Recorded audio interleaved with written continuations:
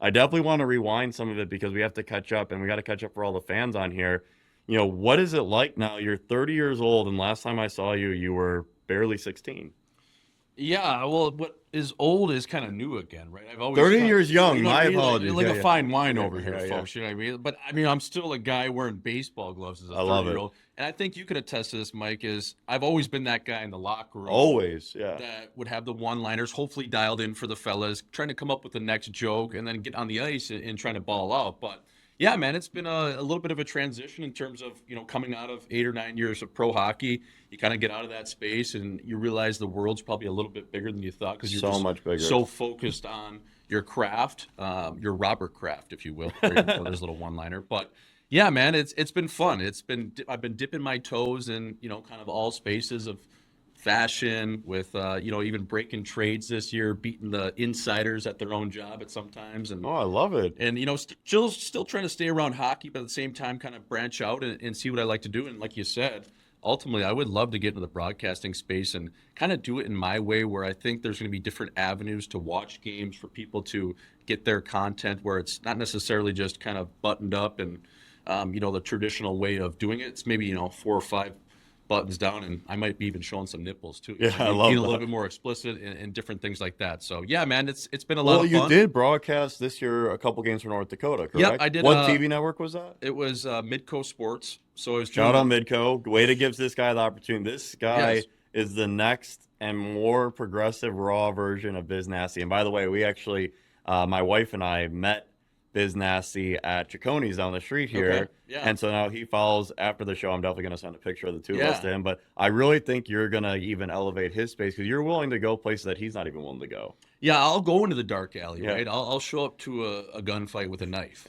and I'll be all prepared to get out there and get out of that corner. But yeah, man, it's been a lot of fun. And I just think in hockey, as you know, and even in all sports, you see with the NBA, I think they're always the trendsetters and the tone setters in terms of really pushing the envelope. But I think in hockey, you just need more people that can articulate the game in a raw, uncut way, but also know the sport and are knowledgeable. And that's kind of what I try to bring, where I can swear, or I can talk about maybe a chick I had over the night before, but then back to the play. Sorry, we got a little sidetracked, but that's what me and my buddy, the Heat Daddy, who's on Twitter. So Yeah, can you please to find a Robbie way to Gucci. can you get Heat Daddy to come on the show? We're a huge fan of the Heat Daddy. We just watched, by the way, everyone go check out on YouTube the Camelback Open. Yep. Unbelievable comedy. This is Heat Daddy, Bobby Gucci. Again, never met the guy, huge Yep. fan from afar. And Jay Swish, Jordan Schmaltz. They are a dynamic duo, and they host Hockey Night in Scottsdale. Not to be mistaken with Hockey Night in Canada, the much funnier original version. How did you guys come up with such great ideas?